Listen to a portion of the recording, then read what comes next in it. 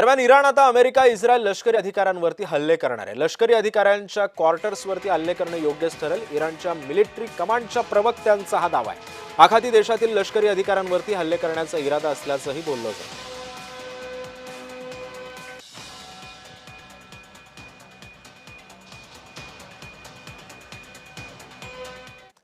दरम्यान या आखाती युद्धामध्ये आता दहशतवाद्यांची सुद्धा एंट्री झाली। अमेरिका इराण युद्धामध्ये हुती दहशतवादी घुसलेत। इराणच्या बाजूने हुती दहशतवादी हे सहभागी झालेत। युद्धामध्ये इराणला आता हुती दहशतवाद्यांची सुद्धा साथ मिळते। दरम्यान हे हुती दहशतवादी नेमके कोण आहेत पाहूयात ग्राफिक्सच्या माध्यमातून। अल्लाहचे समर्थक म्हणून हुती दहशतवाद्यांची ओळख आहे।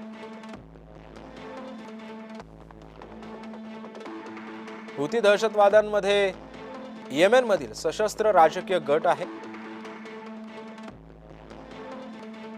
1990 ला हुथी दहशतवादी झैदी शिया मुस्लिम समुदायाशी संलग्न आहे। धार्मिक सामाजिक चळवळीचं पुढे लष्करी संघटनेमध्ये रूपांतर झालं।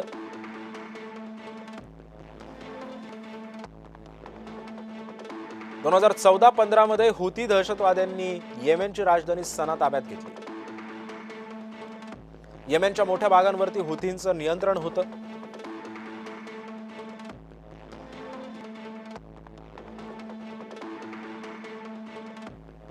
इराणी लष्कर राजकीय नेत्यांचा पाठिंबा या हुथी दहशतवाद्यांना होता।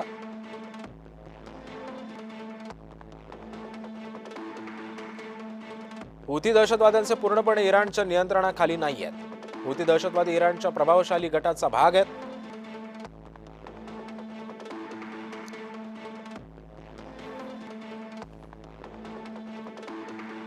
दरम्यान कुठल्या जलमार्गावरती हुथींचं वर्चस्व आपण पाहतोय। होर्मुझच्या सामुद्रधुनीवरती इराणची नाकेबंदी आहे। दहशतवाद्यांनी बाब अल मंदेब मार्ग रोखल्यास आर्थिक संकट सुद्धा उद्भवू शकतं। बाब अल मंदेब हा महत्वाचा सागरी मार्ग आहे। बाब अल मंदेब हा युरोप आशियासाठी महत्वाचा ऊर्जा मार्ग आहे। बाब अल मंदेब जलमार्गावरती हुथी दहशतवाद्यांचं वर्चस्व आहे। जलमार्गावरून तेल वायूची वाहतूक केली जाते। 10 ते 15% व्यापार याच मार्गावरून चालतो।